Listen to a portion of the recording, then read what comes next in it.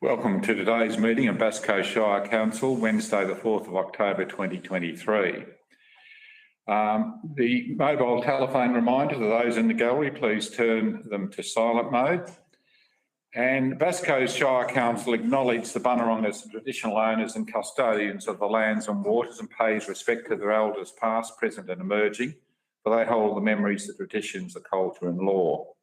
Bass Coast Shire Council celebrates the opportunity to embrace and empower the Aboriginal and Torres Strait Island communities in their diversity.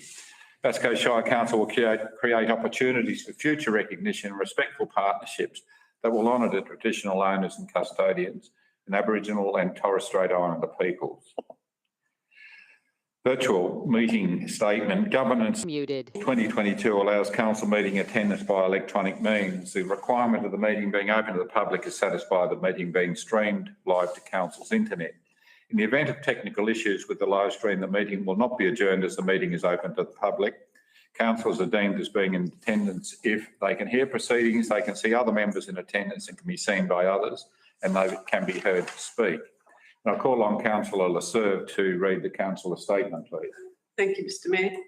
All members of this council pledge to the Bass Coast Shire community to consider each item listed in this agenda based on individual merits of each item, without bias or prejudice, by maintaining an open mind and disregarding councillors' personal interests as to avoid any conflict of interest with our public duty. Any councillor having a conflict of interest in any item will make a proper and prior disclosure to the meeting and will not participate in the debate or vote on issues. Thank you, Mr Mayor. Thank you, Councillor Lasserve. We have one apology from Councillor Bauer, and there are no declarations of interest reported. And that brings us to the business of the day, financial statements and performance statement 2022-2023. Ms. Burley to introduce the report, please. Thank you, Mr Mayor. The purpose of this report is to present the draft financial statements and performance statement for 2022-23 to Council for in-principle approval. The draft financial statements and performance statement have been considered by Council's Audit and Risk Committee in conjunction with Council's external auditor. The Audit and Risk Committee recommended that Council provide in-principle endorsement for the statements to be submitted to the Auditor-General.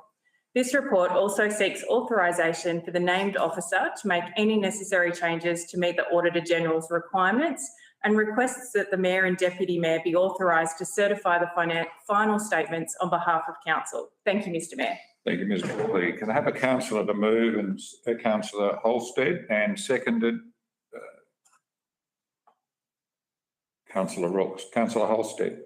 Thank you, Mr Mayor. I was in attendance at the Audit and Risk Committee last week, who I'd like to let councillors know were impressed by Council's sound financial management, leaving our Shire in a strong position, having paid down debt, delivering $49 million in capital spend and approaching $1 billion in assets. This sort of position doesn't just happen. It takes a team of people to deliver these outcomes.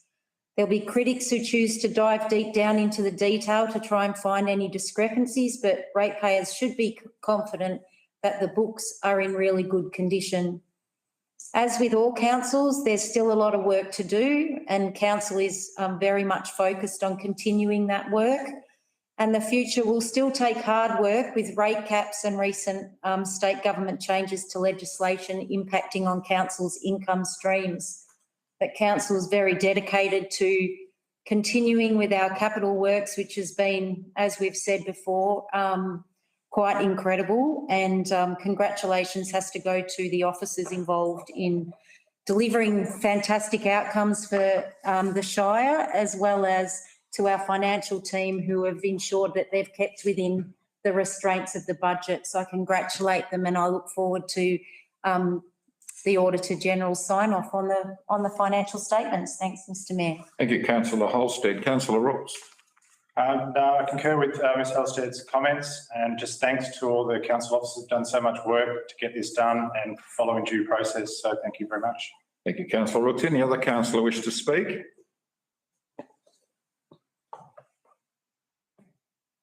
Councillor Lark.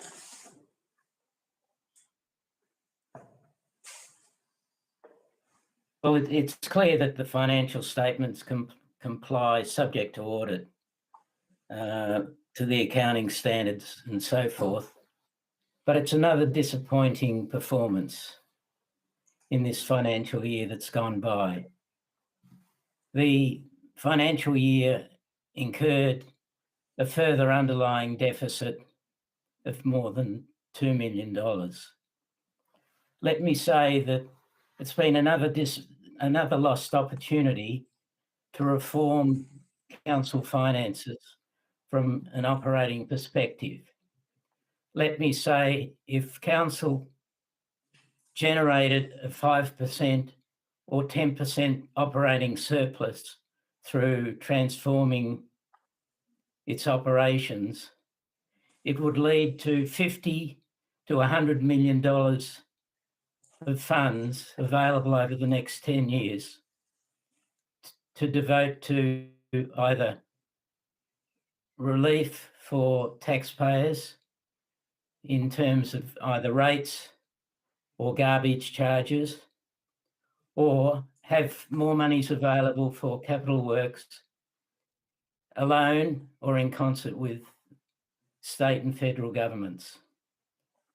We haven't contributed at all to lowering ratepayers and residents' costs throughout the financial year, their living costs.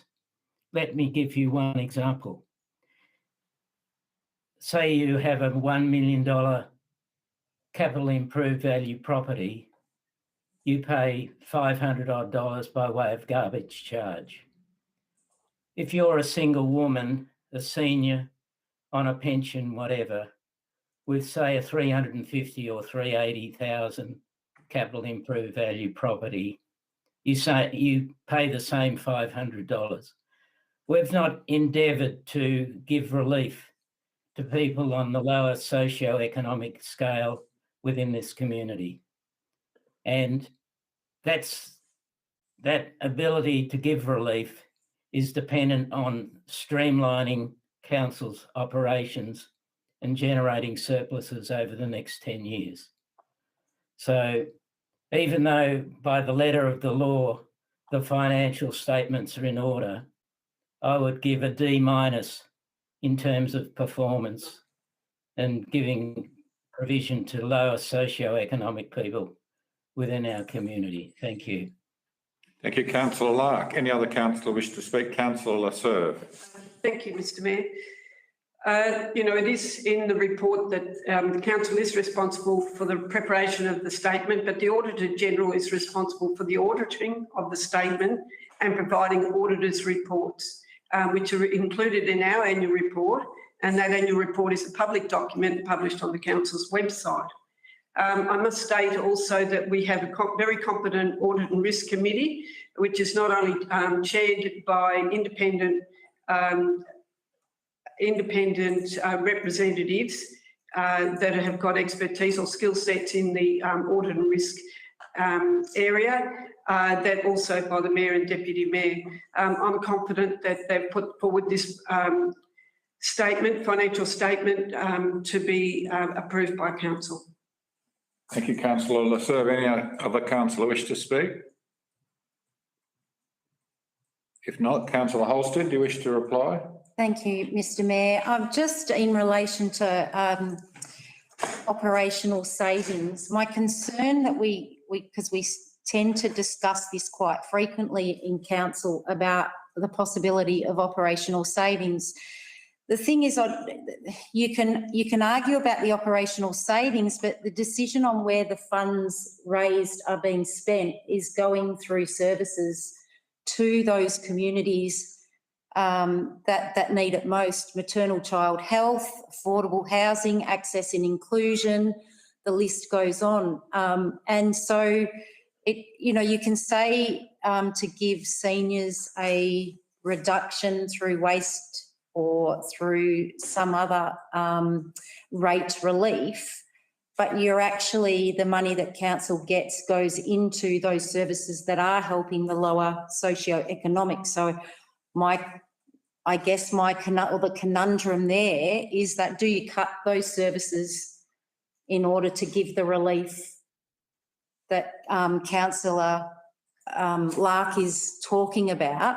Or do you continue to support that lower socioeconomic group by providing those services that they really need? And I don't know how we cut our operational budget and not impact on that lower socioeconomic community.